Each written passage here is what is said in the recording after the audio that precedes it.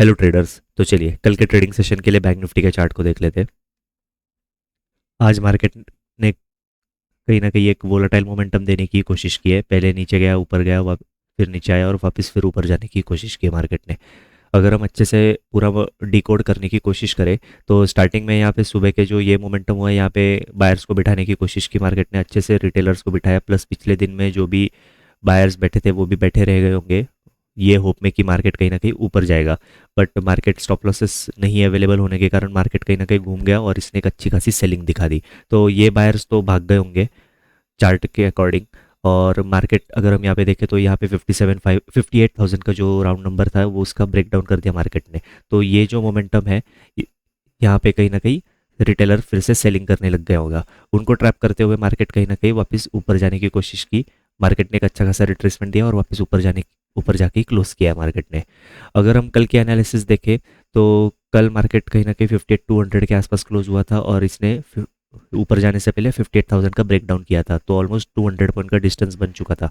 और आज की क्लोजिंग भी देखे, एंड का मोमेंटम ये भी कहीं ना कहीं सेम ही है। 58,000 का ब्रेक डाउन देखे मार्केट कहीं ना कहीं 58,200 के भी ऊपर चला गया है। अगर हम एक्चुअल क्लोजिंग देखें तो ये 58,214 के आसपास है, चार्ट में 58,271 के आसपास है।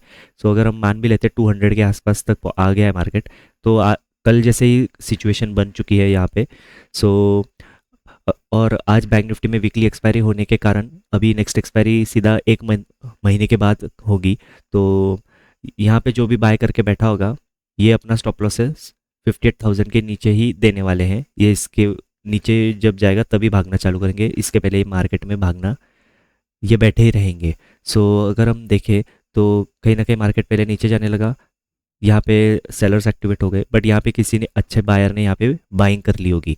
सो मार्केट ऊपर जाने लगा, रैंडम बायर्स को मार्केट ने किक किया, फिर अच्छा खासा बाइंग का मोमेंटम दिखाया। ये मोमेंटम देख के भी कहीं ना कहीं मार्केट में बायर्स रिटेलर में आने की कोशिश कर रहे होंगे, उनको भी मार्केट ने निकाला और फिर मार्केट ऊपर जाने की कोशिश कर रहा है। अगर मैं आपको रिट्रेसमेंट टूल से भी दिखाऊँ, लोएस्ट पॉइंट से अगर हम हाईएस्ट पॉइंट में लगाते हैं तो एग्जैक्ट 0.6 का ये यहाँ पे सपोर्ट लेके मार्केट ऊपर जाने की कोशिश कर रहा है।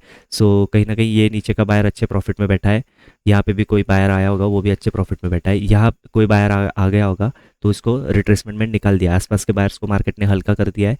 प्लस यहाँ पे नीचे और कोई बायर आ सकता है जिनके स्टॉप लॉसेस, सबके स्टॉप लॉस यहाँ पे 58,000 के आसपास ही होंगे। सो अगर मार्केट अगर गैप डाउन खुलता है 58,000 के ऊपर ही तो हम बाइंग करेंगे फिर से, और फ्लैट में भी हम बाइंग करेंगे और गैप अप में भी हम कहीं ना कहीं बाइंग साइड के सेटअप को ही ढूंढने की कोशिश करेंगे। ऐसे में अगर निफ्टी 50 के भी चार्ट को देख ले तो आज मार्केट ये यहाँ पे भी कहीं ऊपर गया, फिर नीचे गया, वापस ऊपर गया, नीचे गया और फिर ये रिट्रेसमेंट देके क्लोज करने की कोशिश की है।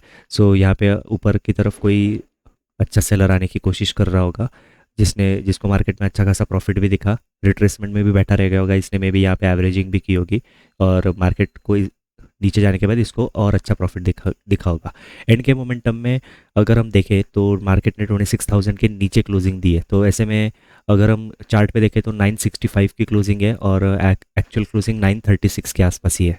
कहीं ना कहीं ये लेवल के आसपास ही एक्चुअल क्लोजिंग है। सो ये जो सेलर है मे बी ये बैठे ही रह गए होंगे।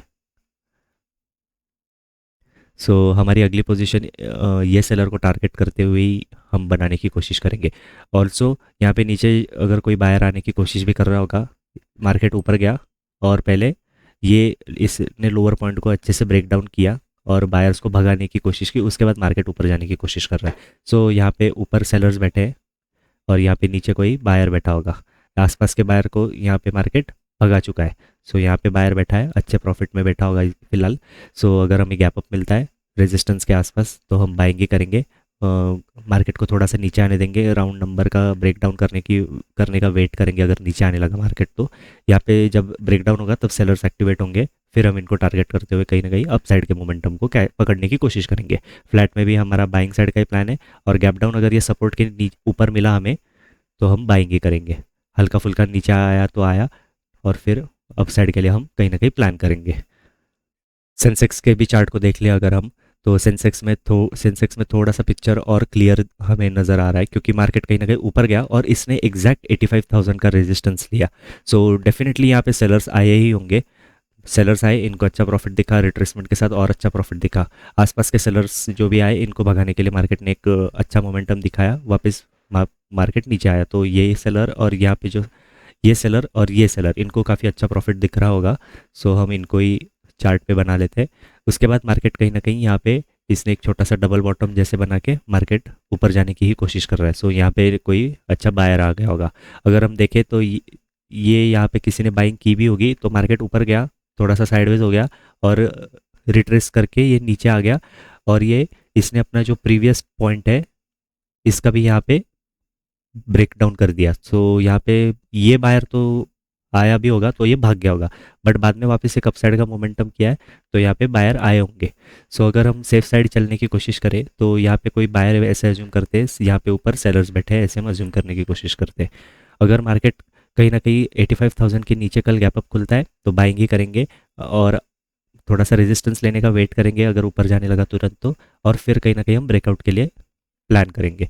फ्लैट में भी हम बाइंग ही करेंगे, और 84,500 के ऊपर अगर कहीं ना कहीं हमें गैप डाउन मिले तो हम यहाँ पे बाइंग ही करने की कोशिश करेंगे अपसाइड के लिए। सो ट्रेडर्स मिलते हैं अगले ट्रेडिंग सेशन के वीडियो में। Thank you so much for watching.